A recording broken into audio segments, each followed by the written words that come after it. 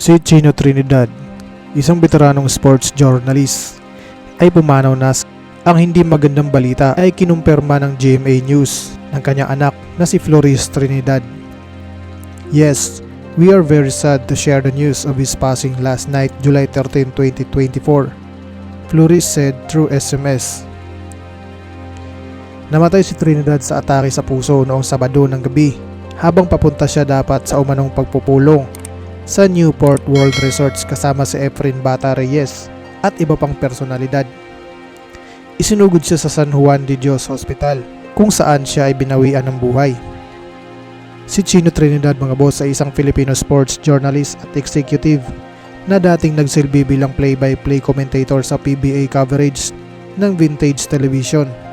Nagsimula sa Balitang Bayan numero 1 Sports ngayon segment from 1991 to 1998 sa DZRH. Nagsimula siya ng sideline reporter mula 1993 hanggang 1995 sa Vintage Television. Nang maglaon, nagtrabaho siya bilang isang play-by-play na komentarista, hindi lamang sa mga larong basketball, kundi pati na rin sa mga larong boxing tulad ng blow-by-blow ni Manny Pacquiao. Ang kanyang kapansin-pansing play-by-play na laro ay ang do-or-die upset sa Barangay Ginebra laban sa Mobilin Phone Pals noong 1999 PBA All-Filipino Cup Quarterfinals.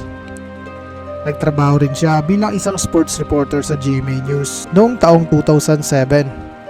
Huling nagsilbi siyang play-by-play sa coverage ng RPN 9 ng 2007 FIBA Asia Championship. Nagsilbi rin siya bilang komisyoner ng Philippine Basketball League mula noong taong 2000 na pinalitan niya si Yeng Giao, ang kanyang kilalang color commentator partner sa PBA coverage. Nagbitiw siya noong 2010.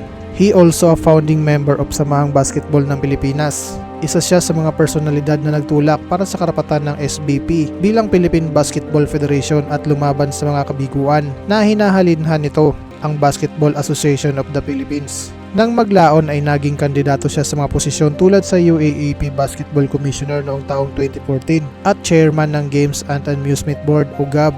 Kalaunan ay hinirang siyang consultant ng Pilipinas Vismin Super Cup. Noong May 2024, hinirang si Chino Trinidad bilang commissioner ng unang professional na liga ng pool dito sa Pilipinas, ang Sharks Billiards Association. Pagkatapos magbitiw sa GMA, tumutok si Trinidad sa kanyang itinatag na cable channel na pinangalanang Pilipinas HD. Noong taong 2014 ay pinangungunahan niya ang pagpupugay, isang pagpupugay sa mga Pilipinong bayani sa palakasan. Ang tribute na iyon ay nakakuha ng minor citation mula sa PSA Annual Awards noong taong 2015. At nito nga ang July 13, 2024 ay pumanaw si Chino Trinidad sa edad na 56 due to heart attack. Hanggang dito na lang muna ang ating video ngayon, mga boss. Maraming salamat sa inyong suporta. Mabuhay, ingat po, and God bless. Papakilala ko muna sa inyo ang 1xBet.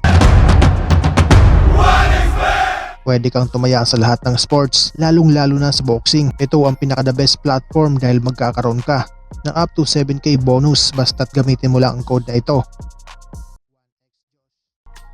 I-click mo lang ang link sa baba at ilagay ang promo code na ito. Maraming salamat po, mga boss.